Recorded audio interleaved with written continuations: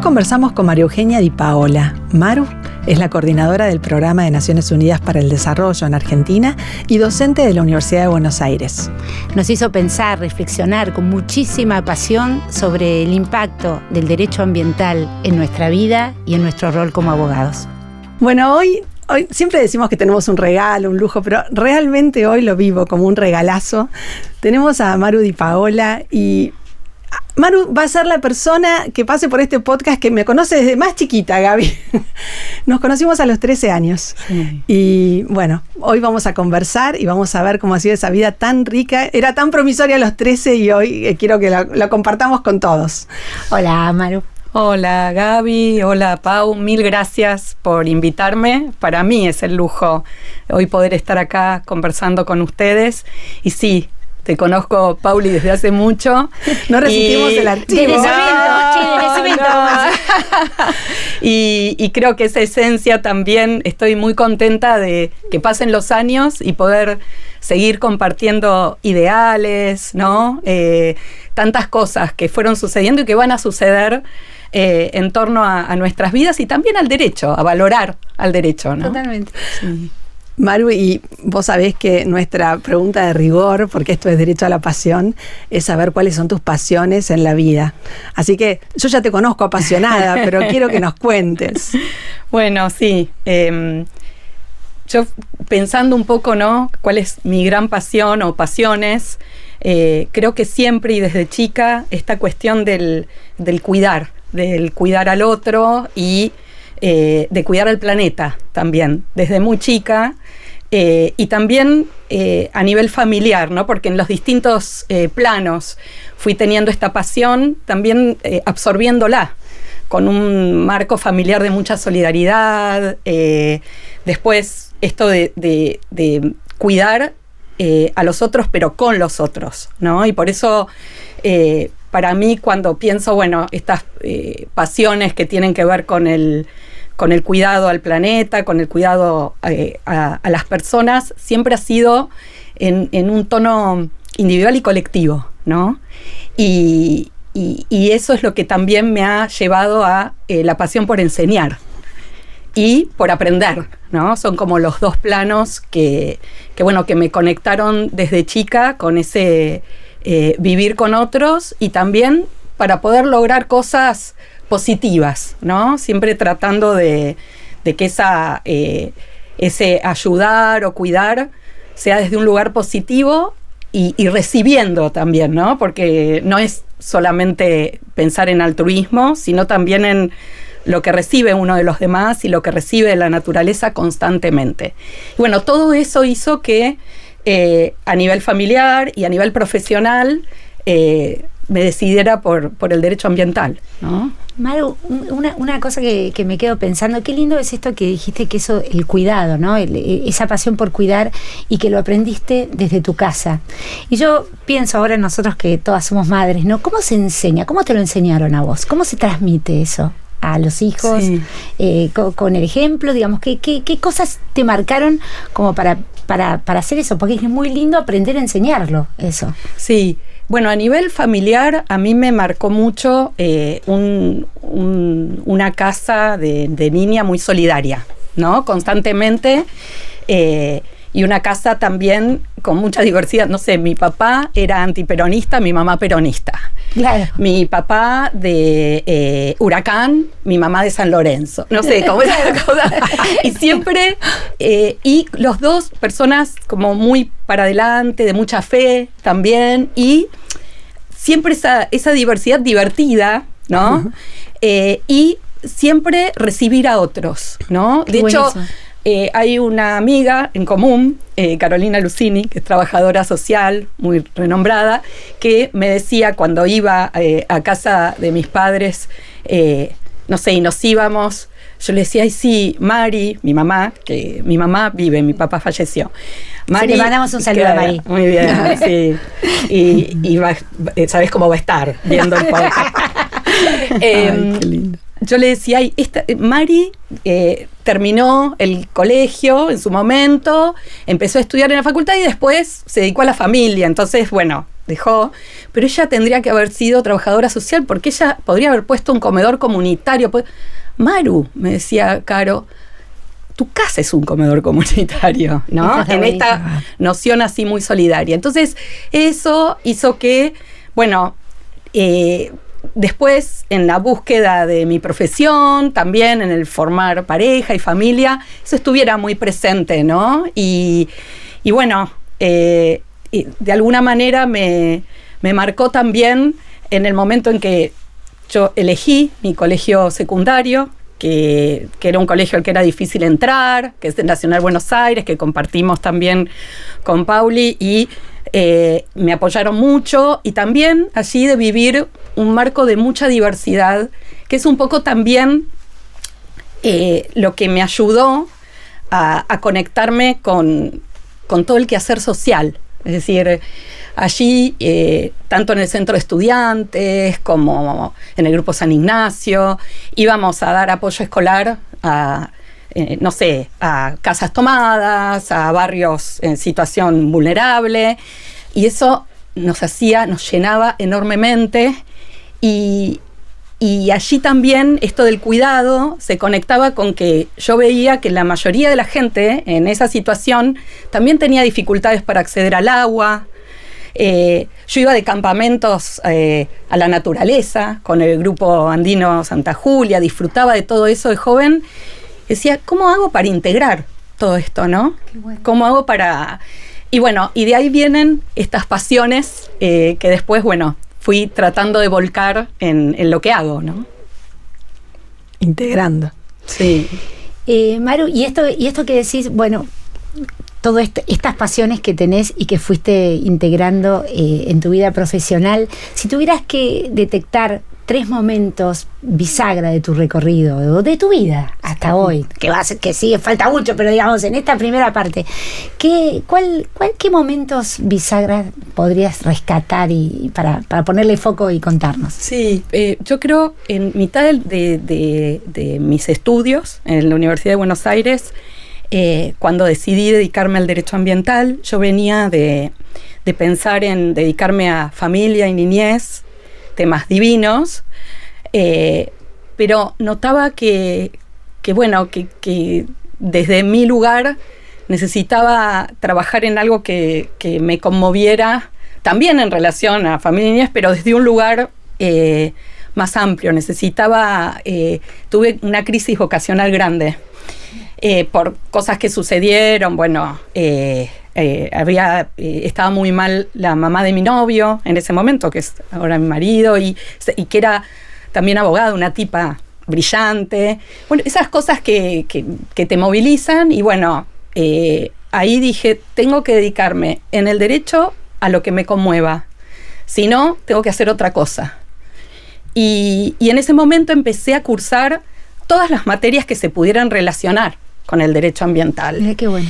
Y yo trabajaba medio tiempo con un abogado y cursaba, y empecé también a ser voluntaria en una organización, como buscando, ¿no? Sí, sí. En una organización vinculada al derecho ambiental. Claro, a la gestión ambiental. Entonces, ese fue un punto de quiebre, porque me permitió empezar a canalizar y a enamorarme del derecho ambiental, porque yo venía recopada con la naturaleza, con lo social y demás, y ver los avances que se venían dando, y casi al mismo tiempo, sí. Porque yo me considero una privilegiada, porque si uno ve el derecho ambiental, el principal evento es en el 72, prácticamente coetáneo a nuestro nacimiento, ¿no?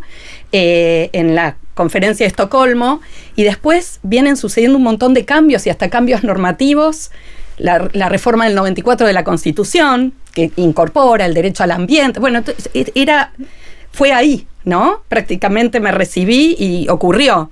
Entonces, bueno, ese fue un punto de inflexión muy fuerte, y supe tener muy buen eco, porque me acercaba a los profesores, las profesoras, me respondían súper positivamente.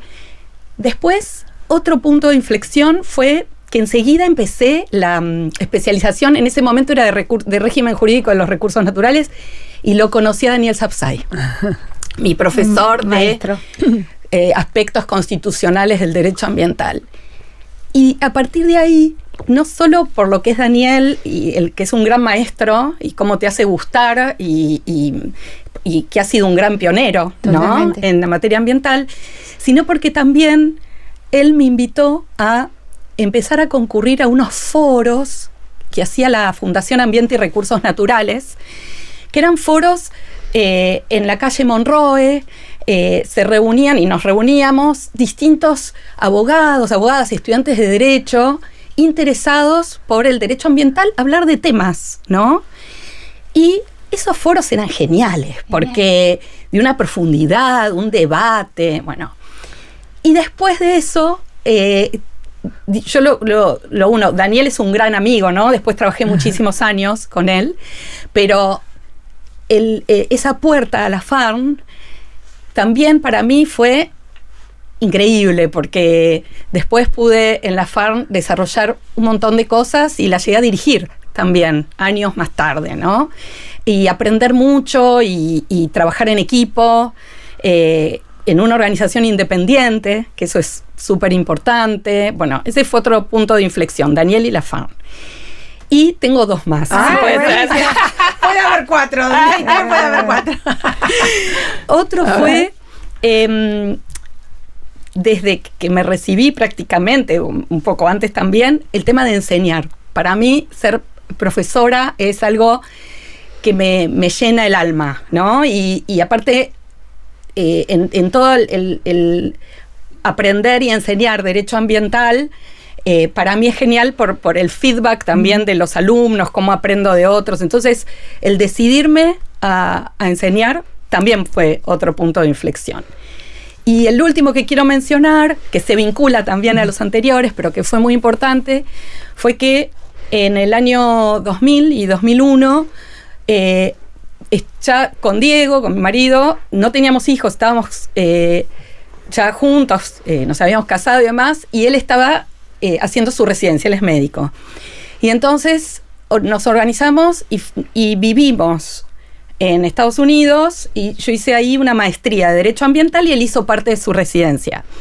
Y fue una experiencia súper enriquecedora. ¿En dónde? ¿En Estados Unidos? En Pace University estuve, que es en el estado de New York, que es la universidad que tiene la mayor trayectoria en Derecho Ambiental. Qué bueno. Ahí es claro. Y fue una experiencia súper enriquecedora por muchas cosas, pero aparte porque aprendí otra forma también de enseñar derecho y de aprender derecho desde lo práctico a lo teórico, y entonces también eso me ayudó mucho en general, digamos, en la carrera, pero también para la enseñanza, porque el sistema, claro, yo venía de un sistema en UBA que igual es buenísimo, pero que era más de lo teórico a lo práctico, y todas las técnicas socráticas también, ¿no? De cómo se enseña derecho allá. Bueno, fue muy linda esa experiencia, y también como experiencia de vida, ¿no? De vivir en otro país, y de volver también, porque queríamos seguir con nuestra vida aquí en Argentina, tener a nuestros hijos acá, y bueno, después volvimos y así se dio. Pero ese fue otro punto de inflexión muy importante, del cual aprendí mucho, y digo, bueno, en algún momento más grande volveré, no sé, a Pace a dar clases, ¿quién sabe? Seguro. Me gusta, ¿viste? De más grande, porque todavía divino. Sí. Maru, vos decías, de alguna manera nos contaste cómo empezaste con el derecho ambiental, pero tenías toda la inquietud social en esa primera etapa, y después la fusión con la naturaleza, y se termina volcando el derecho ambiental. Sí. ¿Hay algo más que haya incidido en esa elección? ¿O fue, como decías recién, bueno, porque apareció en la carrera y empecé a ahondar ahí y fui para adelante? Hoy integrás el derecho ambiental con esa inquietud social, o sea, lo ambiental tiene un poco de ese cuidado por el ambiente, también está muy vinculado a cómo vivimos, sí, a cómo estamos como sociedad. Sí, yo creo que esa integración se dio como una necesidad vital, te diría, porque el hecho de ver un planeta con tanta crisis y también una sociedad con mucha crisis estructural, en mí hizo que esa conexión que se da, no sé, cuando visitas a alguien que ves que está en situación de vulnerabilidad y no tiene acceso al agua, y decís, ¿cómo puede ser, ¿no? Que vivamos esa situación en un planeta tan rico y con tantos avances que se han dado en tantos temas, y ahí lo social y lo ambiental están absolutamente unidos. Entonces, el clic tuvo que ver con esta necesidad, te diría, vital de trabajar para cuidar el ambiente y cuidarlo desde el derecho, que es una herramienta tan importante, y desde una mirada también de justicia, ¿no? Maru, ¿cómo estamos? ¿Cómo está la sociedad? Contarnos un poco así a todos, a nosotras y a todos los que nos escuchan, ¿cómo está hoy la evolución en lo que es el estado ambiental, digamos, y el derecho en función de eso? Porque hay muchas versiones, ¿viste? Hay distintas teorías respecto a esto. Entonces, ¿cómo estamos como sociedad frente a eso y en la regulación? Bueno, lo cierto es que hay una crisis planetaria que tiene que ver con un aumento de la temperatura global en comparación a los valores preindustriales, y esto quiere decir que lo que dice el Acuerdo de París es que no deberíamos aumentar más de 2 grados en lo posible el 1,5 grados, y cada vez hay más acuerdo de los científicos del panel intergubernamental de cambio climático, que es el panel que reúne a los científicos del mundo, ¿no? Y tiene esquemas de gobernanza específicos y demás. Y lo que dice el IPCC, que es este panel, es no deberíamos aumentar más del 1,5 grados. Y ya aumentamos más del grado, ¿no? Por otro lado, los valores en materia de biodiversidad. La pérdida de biodiversidad es una pérdida que se va pronunciando en el mundo. Y por otro lado, la contaminación, que son como las 3 líneas, claro, que se analizan en torno a la crisis planetaria. Y la contaminación, que también por un esquema de vida de un sobreconsumo, también tiene sobredesechos que van al mar, y perjudican la vida en sociedad. Esto sumado a una situación de crisis estructural que hace que la gente más pobre, la gente en situación de vulnerabilidad, sea la que más sufre estos impactos, aunque no los únicos también, ¿no? No las únicas personas. Entonces, uno dice, uy, qué esquema tremendo. Bueno, no nos tenemos que paralizar con ese esquema tremendo, claro, porque los valores, es verdad, que vemos que brindan desde los organismos especializados de Naciones Unidas, paneles, son muy preocupantes. Ahora, desde los años 70, iniciado en los 60, pero desde los años 70, se viene desarrollando a nivel global y también a nivel nacional, local y regional, distintas normas para poder hacer frente a la crisis. Y vamos avanzando, no es que no se ha hecho nada, se va avanzando porque contamos con marcos normativos y también contamos con pasos que se van dando a nivel justicia, a nivel también marcos locales, mucha acción en los territorios. Contamos con una acción muy importante que ya se expande y tiene una fuerte impronta en los jóvenes y las jóvenes que sí, están trabajando muy fuertemente. Entonces uno dice, bueno, está esta situación de crisis, van avanzando los marcos normativos, la sociedad va tomando conciencia. ¿Esto es suficiente? No. Y por otro lado, Argentina es un país en vías de desarrollo. Sabemos esto a nivel global, hay un principio que es el de responsabilidades comunes pero diferenciadas. ¿Y esto qué quiere decir? Que los países más adelantados o que pudieron desarrollarse previamente, por ejemplo, el nuestro, lo han hecho también a expensas del ambiente. Exacto.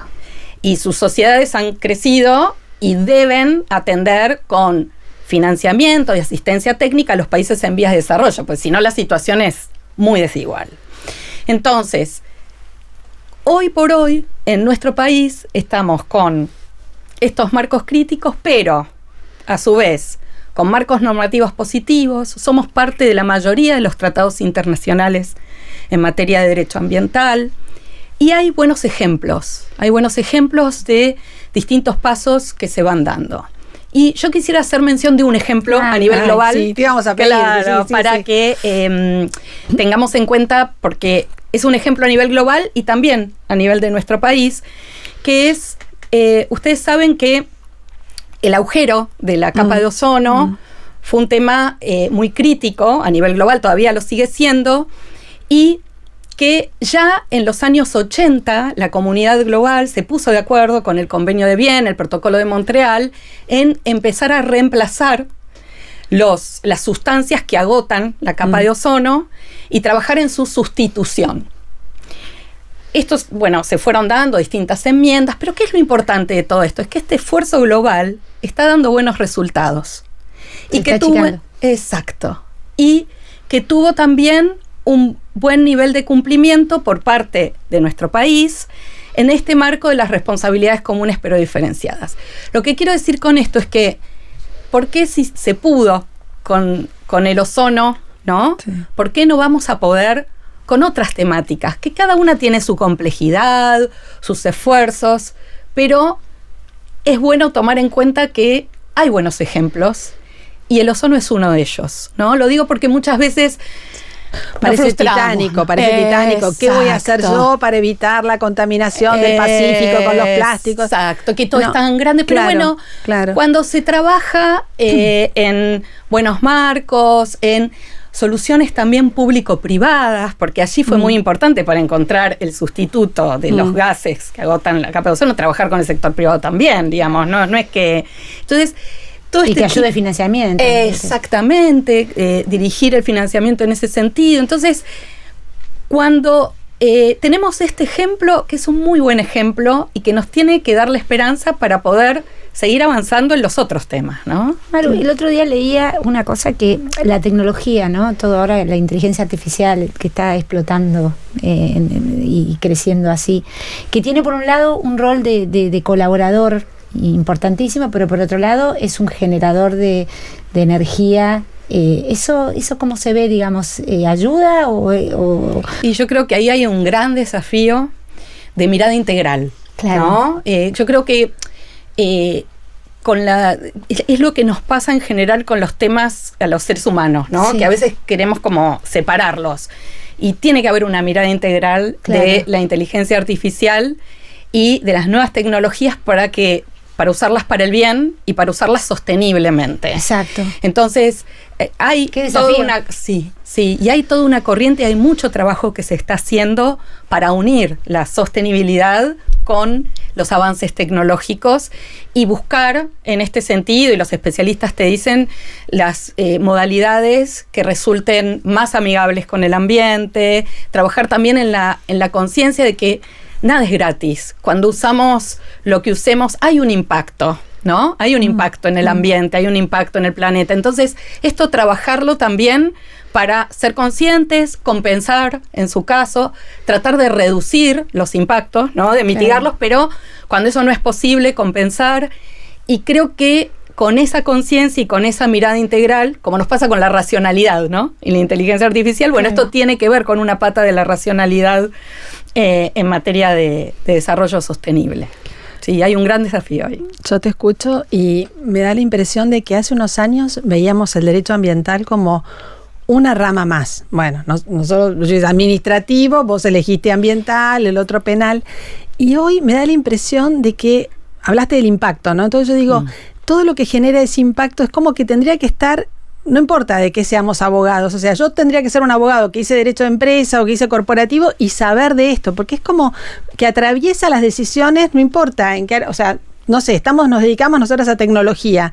Bueno, cuando analicemos entonces la regulación de inteligencia artificial, tendríamos que tener esta mirada también, ¿no? Como transversal. O sea, ya me da la impresión de que debería estar en la currícula, pero no como algo optativo, que me busco las materias que me den la posibilidad de formarme en esta área, sino que que tiene que estar en la formación de cualquiera. Sí. De cualquier abogado. Sí. Y por algo cada vez hablamos más del triple impacto, digamos, o de los emprendimientos, las empresas con propósito, y el ser consciente que los impactos que generamos son diversos, que no podemos considerar solo lo económico, solo lo ambiental, solo lo social, solo lo institucional, sino que esta mirada del triple beneficio debería teñir todo, ¿no?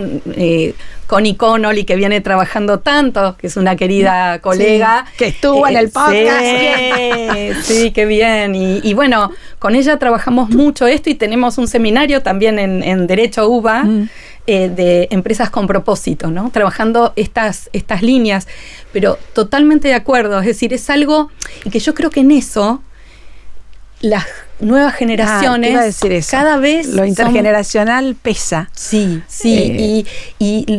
No sé, a mí me pasa que empecé a dar clases, recién recibida, ¿no? Y a los 28, así ya en posgrado, ¿no?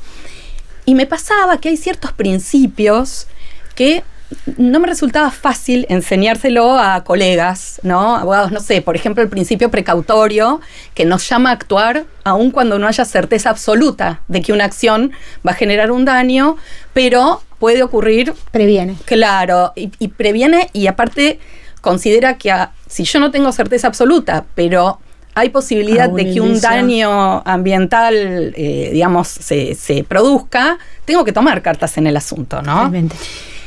Y esto que antes, el principio precautorio ya forma parte de nuestro marco jurídico, del marco jurídico internacional, pero eso que me pasaba antes, y doy el ejemplo con este principio, pasaron los años y cada vez más las estudiantes me interpelan con la necesidad de nuevas miradas, de nuevos conceptos. Ya para eso son permeables, eso ya no les llama la atención. Exacto, ya se da por sentado. Antes, que era la discusión, se aplica la discusión en derecho de hace muchos años a la minería o a petróleo y gas, se aplican las normas ambientales, que ahora es clarísimo que sí, pero que hubo mucha discusión y fallos, etcétera, etcétera, que eso directamente, la conclusión es, pero claro, ¿cómo no se van a aplicar esta mirada?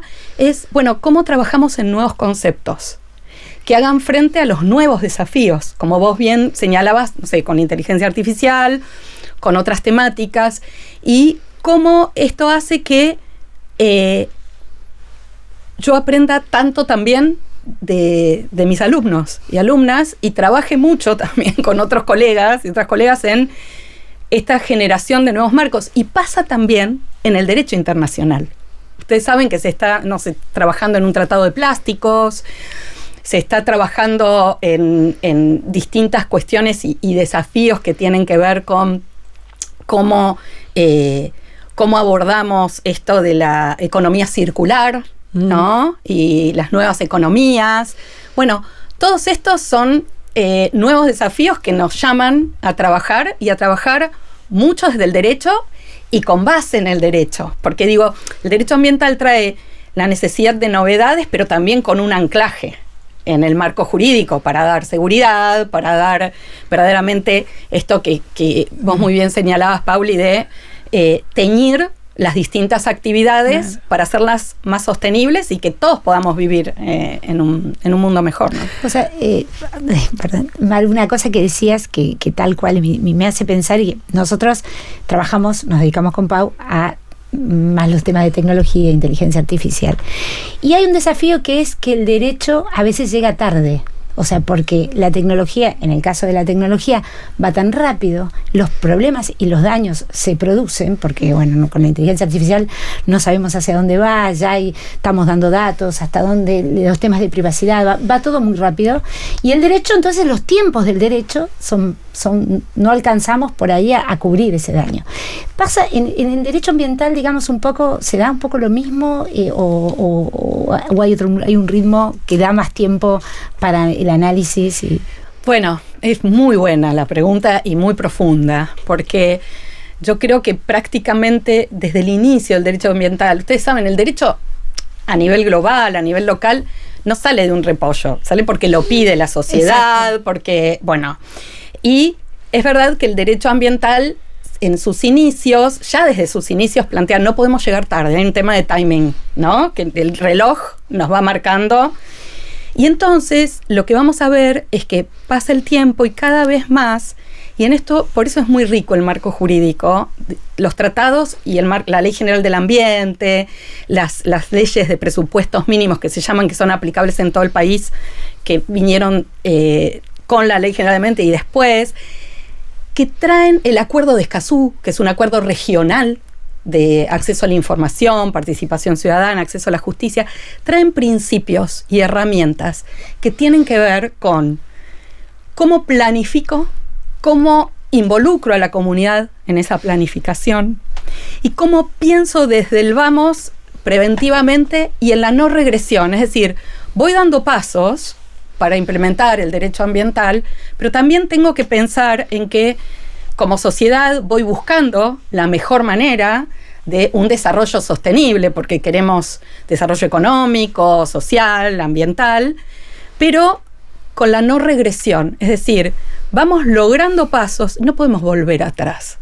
Esa no regresividad que viene también de los derechos humanos, está también presente en el derecho ambiental. Entonces, con esto no sé si respondo a tu pregunta tan profunda, pero...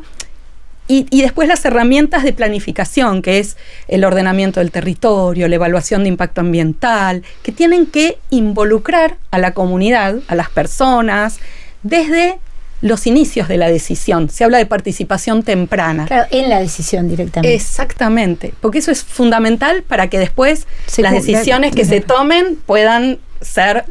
y contemplen todos los factores. Exacto, implementadas. Esto sería... Sí. Gracias. Maru, y nos gustaría que nos cuentes qué es lo que haces hoy. O sea, porque ya hablamos del marco regulatorio, de cómo está el mundo. ¿Cómo estamos aprendiendo? Pero, claro, ¿qué es lo que hace hoy Maru Di Paola en el marco de esta especialidad que tiene? ¿A qué te estás dedicando? Bueno, y ya después te vamos a preguntar otra cosita. Claro. ¿Y qué es lo que te gusta más de eso? ¿Estás dedicando? ¿Qué es lo que te gusta? Pero, bueno, de la enseñanza ya les conté, porque sigo dando clases en la Universidad de Buenos Aires, en Derecho Ambiental, pero les voy a contar del PNUD, del Programa de Naciones Unidas para el Desarrollo, donde estoy ya hace 9 años. Wow.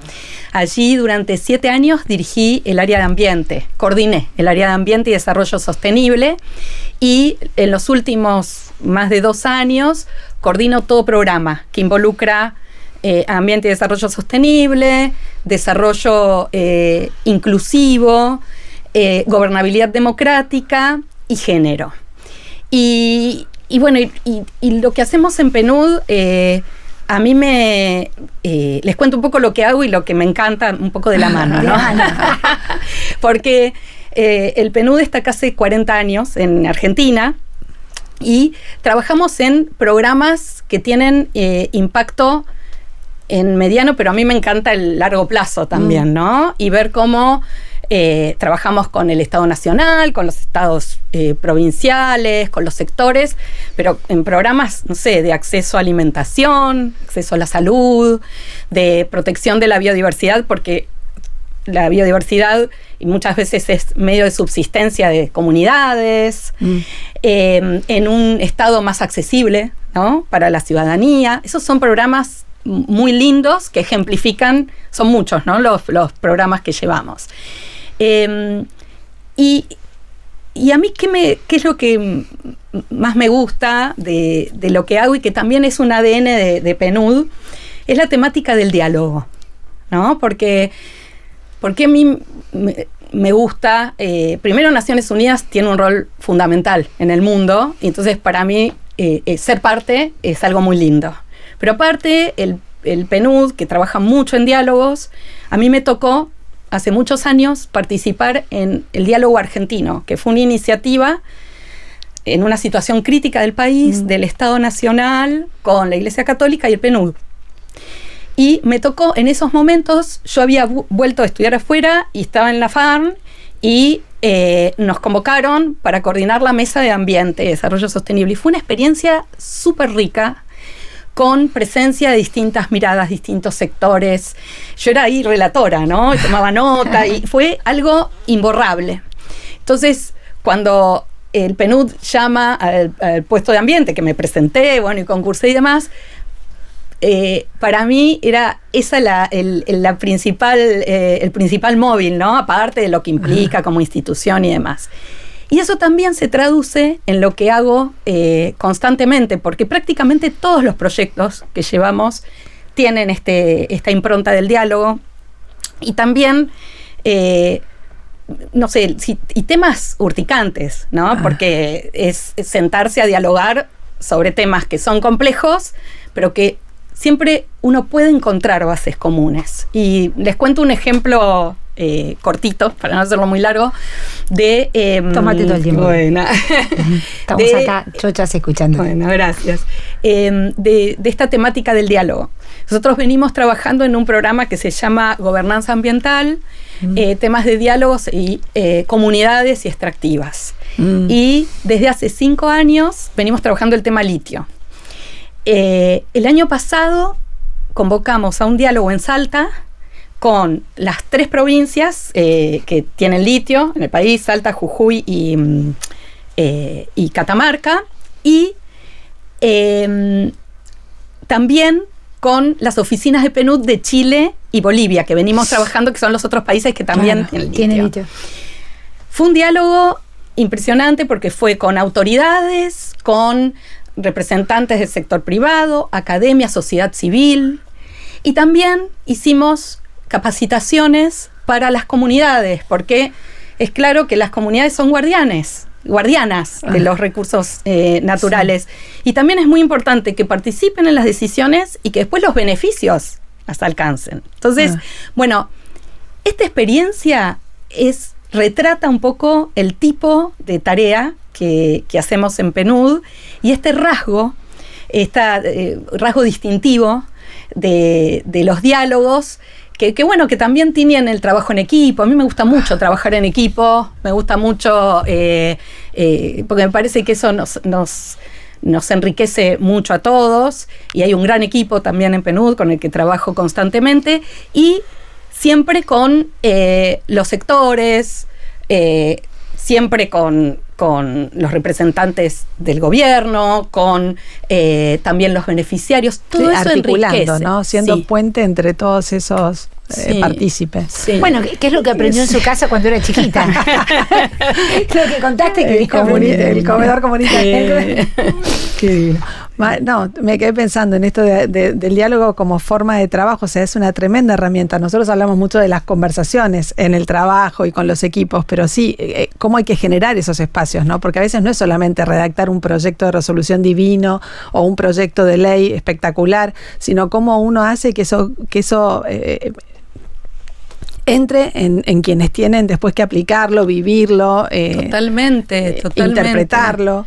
Totalmente, y que la diversidad de opinión no sea tomado como un ataque, sino como algo que a mí me puede ayudar a construir y a repensar mi situación, respetando, ¿no?, las miradas de cada uno y buscando esos puntos en común. Porque cuando vemos en la historia, en los momentos en que eso se ha logrado, se han podido dar pasos muy importantes, ¿no? Y con una institucionalidad sólida, porque eso no llegan impuestos. Hay una adhesión previa a eso. Exactamente. Así que bueno, eso me gusta mucho de lo que hago en mi vida diaria, y bueno, y tiene que ver con esto que yo creo que de alguna manera yo me considero muy privilegiada, ¿no? Doy muchas gracias a Dios, a la naturaleza, a todo, por la vida que tengo, la familia que tengo, el poder trabajar construyendo estos canales, y también el aprender constantemente, porque creo que hay un desafío muy grande en quienes tenemos estas oportunidades, que es la humildad, ¿no? El trabajar desde un lugar de ver al otro par, y de trabajar co-creando. Hay toda una línea que venimos desarrollando también en el PNUD con un área que se llama Laboratorio de Aceleración, que trabajamos mucho en esto de la co-creación, que es, bueno, viene una persona de la comunidad, del barrio, el Congreso, bueno, cómo me siento y construyo valorando lo que trae cada uno y pensando en conjunto en las soluciones, ¿no? Cómo pienso el presente y el futuro también en ese sentido, con ejercicios de prospectiva y demás. Y esos son tipos de ejercicios también que desarrollamos en PNUD que son muy, muy, muy valiosos y que a mí me gustan mucho, ¿no? Maru, bueno, te queremos hacer una pregunta que nos encanta y que tiene que ver con reconocer en uno, ¿no? Que tiene que ver con autoconocimiento, digamos, con saber en uno cuál es la habilidad, superpoder que podrías decir. Ya dijiste varias, porque el ser agradecido es un recontra superpoder, que el que lo tiene un diferencial, el que sabe agradecer y agradecer lo que tiene es un montón, ya lo dijiste, pero digamos que si vos tuvieras que evaluar, ¿no? ¿Qué te trajo hasta acá? ¿Qué te ayudó a llegar hasta acá? Bueno, el diálogo lo comenté, que eso sí es impronta, y la persistencia, ¿no? Hay hubo un juez, el juez Dugo, que falleció muy joven, que trabajaba en los temas ambientales. Yo me acuerdo que recién había tenido a Manuela, mi primer hijo, y estaba organizando un taller de jueces y fiscales con la fundación. Bueno, y le decía, Sergio, ¿cómo organizamos? Porque él organizaba mucho distintos talleres y demás con jueces. ¿Cómo vos ves esto? Maru, vos lo vas a ver enseguida porque sos persistente, no importa.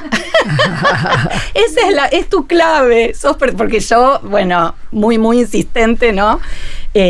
Cada vez me pongo peor, con eso me cargan. Todos se profundizan, también se profundizan. Decimos, bueno, pero yo creo que esta persistencia que tiene que ver con la pasión y la convicción también, ¿no? Sí, de lo que me gusta y que creo que es mi ideal en la vida, pero sumado al diálogo, que yo considero que es esencial. Eso es.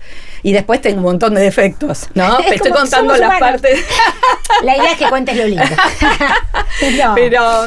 Pero sí, yo creo que si me dijeras superpoder, esa combinación, ¿no? Diálogo y persistencia, y me han ayudado mucho y me ayudan mucho, ¿no? Como un motorcito. Maru, y esta también es una de nuestras preguntas preferidas, pero bueno. Somos todas preferidas. No, nos gustaría saber alguna persona a la que admires, ahí sí te elegí una, pero una persona a la que admires mucho en tu vida, no profesionalmente, sino en lo personal. Sí. Bueno, yo admiro mucho a una persona que no conocí, que es mi abuela paterna, María Di Paola, me llamo casi igual como ella, que fue madre soltera en 1935 y se vino del campo sola y recibió después a toda su familia, creció, se capacitó y fue extraccionista en el Hospital Ramos Mejía, lo tuvo a mi papá, que fue doctor después, y el legado que dejó fue un legado hermoso, una tipa, una adelantada, ¿no? Después tuvo una pareja, nunca se casó, muy religiosa también, una tipa increíble, que todos los recuerdos que me transmitieron mis padres, mis hermanos mayores y todo, fueron, ella falleció y nací yo. Y siempre, miren, me emocioné, porque yo creo que el ejemplo de una mujer en esa época, lo que debe haber sufrido y lo que dejó, cómo lo convirtió en todo positivo, hermosa. Es una muestra de lo que admiro, ¿no? Sí. Qué lindo. Maru, y si tuvieras que pensar en habilidades, me quedé pensando en la abuela. Yo pensaba, nace una flor, mira. Ahora después vamos a ir a eso, pero pensé, me quedé enganchada. Bueno, en habilidades que tenés, que hoy buscaríamos en abogados para estos momentos, ¿no? ¿Qué habilidades te parece que son importantes para incorporar, para trabajar con abogados, para elegir abogados, para que lo desarrollen? Y yo creo que en la esfera de formación profesional es el pensar amplio, ¿no? Pensar desde derecho, pero pensar amplio en escucha, mucha escucha, porque para poder en también pensar en que ejercer la profesión, que antes se hablaba de ejercer la profesión que era solo litigar, ¿no? Que es mucho más amplio, porque el derecho ofrece un montón de herramientas. Yo de hecho me recibí, pensaba, ¿no? Antes de venir, con la materia métodos alternativos de resolución de conflictos, que me ha dado tantas herramientas, ¿no? Posteriores, después profundicé y demás, pero me ha dado...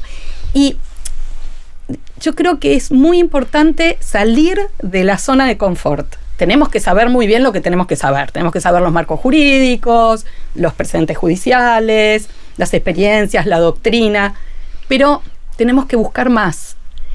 Y hay muchísimo para explorar, muchísimas situaciones que nos necesitan abogados, abogadas, con una mirada de construcción. Y yo creo que aparte es muy importante mostrar que no es una carrera para justificar lo delictivo, digamos. Todo el mundo tiene derecho a un abogado, una abogada, todos tenemos que... Pero a veces está eso en el imaginario popular, ¿no? De decir, uy, los buitres. Y no, hay tanto en el derecho tan hermoso y tan necesario que hablábamos del triple impacto, hablamos de situaciones de gente en situación de vulnerabilidad, situaciones de mujeres que necesitan. Yo pensaba, cuando mi papá nació, era un hijo natural para el Código Civil, después vino la reforma. Exacto. Claro. Entonces, 68. Era 68 la reforma de Vélez Arfiel. Entonces, digo, cómo los marcos normativos han ido, porque es muy importante que veamos también las leyes. Bueno, tenemos marcos jurídicos muy fuertes, ¿no? También hay muchas cosas que tenemos que trabajar para que el derecho siga siendo una herramienta positiva. Bueno, esto de pensar más amplio y salir de la zona de confort sería de alguna manera mi enseñanza y mi recomendación también, porque el derecho no es estático y puede ofrecer un montón de herramientas para que vivamos mejor, porque al fin y al cabo es cómo acordamos vivir como sociedad y hacia dónde queremos ir, ¿no? Sí, perdón. Esto que decías del diálogo, ¿no? El otro día falleció la tía de Pau, que era Susana Cures, una abogada, y cuando le escribimos un newsletter, Pau admiraba mucho, y yo también a través de Pau, decíamos que era una abogada para la paz, ¿no? Y esto que vos decís, que cada abogado, no importa, o abogada, desde donde esté, desde el rol que tenga que hacer, contribuir a la paz, no generar la irritabilidad, no importa, aún siendo un abogado defensor, puede hacerlo de una manera que contribuya al diálogo y a la paz. Entonces, claro, si eso lo tuviéramos, la cantidad de conflictos que ayudaríamos a evitar con un pasito chiquitito en pos de ese diálogo. Porque nosotros los abogados estamos mucho en situaciones de conflicto. Somos a veces la herramienta para un conflicto. Si no nos prestamos, si ayudamos a la resolución de ese conflicto, yo creo que la contribución es enorme. Totalmente. Y ahí me gustaría acotar de una experiencia que el PNUD apoyó y apoya, pero que lleva a cabo la Procuración Penitenciaria de la Nación y la querida colega Mariana Volpi, que se llama Probemos Hablando. Mira. Y trabaja en el diálogo del servicio penitenciario y las personas privadas de la libertad para poder abordar una realidad que es muy compleja y que requiere de la búsqueda de herramientas que la hagan mejor, ¿no? Es en esta línea en la cual vos muy bien referías, ¿no? Sí. No, y nosotros hacemos siempre hincapié, lo tomaste y me encantó porque siempre hacemos hincapié en que el abogado no es solo el que litiga, o sea, que esta carrera nuestra es tan amplio, tan grande, todo lo que nos permite. Y esto que decías vos de esos ejercicios, ya te los pedimos, estos ejercicios de la prospectiva, porque, bueno, cuando uno piensa en el derecho ambiental es claro, o sea, a uno le cuesta representar ese impacto que va a tener X medida, o mi conducta, digamos, cuando uno piensa, no sé, consumo esto de plástico o esto de bambú, y decís, bueno, pero ¿qué va a ser mi aporte? ¿Qué es este granito de arena? No cambia nada. Bueno, tal vez sí, tal vez, pero tengo que tener esa mirada de futuro, esa mirada a largo plazo que nos cuesta tanto, ¿no? Sí. Pensando en los profesionales, que vos decís la perspectiva, y esa perspectiva también tiene que tener un poquito el mirar en el tiempo un poquito más a largo plazo. Capaz que no es el efecto inmediato, no es este caso puntual. Me gustó para incorporarlo. Bueno, y estamos conversando y nos gusta rememorar conversaciones que para nuestros invitados hayan sido inolvidables. ¿Hay alguna conversación? Con tu abuela no va a estar, ya lo entendemos, pero ¿alguna conversación, Maru, que para vos sea inolvidable? Sí, es una conversación epistolar. Que les voy a compartir. ¿De cuánto nos escribimos? Y es el año que asume Francisco, el Papa Francisco. 2013. Y bueno, ese año, a través de mi familia, le hice llegar una carta, porque él había ido a Lampedusa. ¿Se acuerdan que la situación por los inmigrantes, los barqueros, sí, poniendo en agenda un tema muy incómodo, ¿no? Para Europa, y bueno, y a mí me había conmovido mucho eso, y le escribí. Iba a ser la conferencia, ustedes saben que todos los años se hacen las conferencias de las partes de cambio climático. Ese año se iba a hacer en Lima. Entonces yo le escribí diciéndole que me parecía que me había conmovido mucho su actitud y su acción en Lampedusa, y que por qué él no hablaba con los líderes de los países, porque eso fue previo al Acuerdo de París, ¿no? Para que tomaran cartas en el asunto. Pero bueno, se lo envié. Con el tema del cambio climático. Claro. Sí. Entonces me respondió él recibo al mes una carta con su letrita. Con mi letra. Y me agradece mucho, y me comenta ahí que estaba pensando, todavía no lo había decidido, pero estaba pensando en escribir una encíclica sobre el problema ecológico. Que por favor le mandara todo lo que tuviera. ¡Wow! Entonces, bueno, a partir de ahí, una emoción impresionante, y a partir de ahí empecé a preparar material. Llamé a un querido amigo, Pablo Canciani, también muy conmovido con el tema.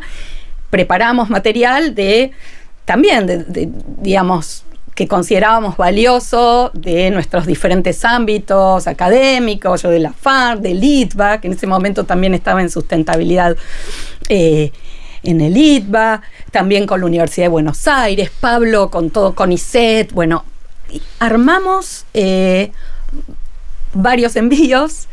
Bueno, y después ya, porque claro, él convocaba a sociedades científicas, a distintos ámbitos, hizo varias jornadas preparatorias, y en 2015 salió la encíclica, y fue verdaderamente la Laudato Si, ¿no? Que es la encíclica dedicada a toda la humanidad, digamos, no es solo para católicos, es una encíclica para el cuidado de la casa común, y que llama a la acción individual y colectiva. Y fue verdaderamente muy emocionante esa conversación epistolar. La comento porque para mí es inolvidable, y bueno, y también como un homenaje a Francisco, que falleció hace poco, ¿no? Claro, y dejaste una huella, ¿no? Ahí, una huella importantísima, sí, en la humanidad, con un impacto increíble. Y hermoso, y mis mundos también, ¿no? Claro, se juntaron ahí. Claro, y este mensaje que tiene la encíclica, que es, y que él también después en Fratelli Tutti la tiene, que es: nadie se salva solo, y que necesitamos salvar al planeta juntos, ¿no? Ay, tal cual. Hermosa esta conversación. La verdad, gracias. Ahora vamos a pasar a ustedes. Bueno, habías elegido, le habíamos pedido que eligiera una por eso canción. Decía que nace ¿Qué canción? ¿Y por qué la elegiste, Maru? Contanos. Elegí Inconsciente Colectivo, porque pensaba un montón, porque bueno, yo también tengo en mi historia influencias, mi papá música clásica, mi mamá tango. Qué grande tu vida. Hablando del ritmo, Paola. Por eso aprendiste a dialogar. Sí, pero también desde la adolescencia yo tocaba mucho la guitarra, vos también. Ay, sí. Dios. Y la verdad es que Charly García es Muy fuerte. Charlie.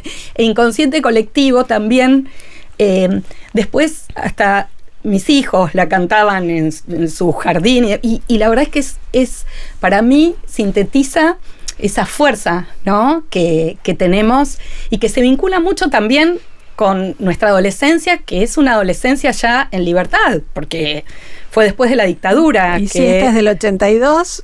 Y bueno, sí. Exacto, justo ahí. Justo ahí. Y tan importante valorar la libertad, la democracia y ese motor que nos ayuda a todos los días dar un paso más, ¿no? Por nuestros ideales. Así que por eso la elegí. Me encanta. La verdad es esperanzadora. Bueno, un lujo. Y gracias. Maru, le brillan una apasionada, ¿no? Porque hoy nombramos gente querida. Una querida amiga nuestra que falleció el año pasado, Melina Furman, decía que a las personas, cuando algo les gusta, cuando algo les apasiona, le brillan los ojos. Y a Maru no ha parado de brillarle los ojos. Porque Maru es alguien que se conmueve, ¿viste? Tiene eso desde chiquita, pero que lo sostiene. Muchas Maru, gracias. Nos vamos a cantar. Ha sido regalazo. Bueno, se lo regalamos a nuestros amigos en común también. Y ahora cantamos. Dale. Nace una flor, todos los días sale el sol. De vez en cuando escuchas aquella voz, como de pan gustosa de cantar en los aleros de la mente con las chicharras. Pero a la vez existe un transformador que te consume lo mejor que tenés. Te tira atrás, te pide más y más, y llega un punto en que no querés. Mamá, la libertad siempre la llevarás dentro del corazón. Te pueden corromper, te puedes olvidar, pero ella siempre está.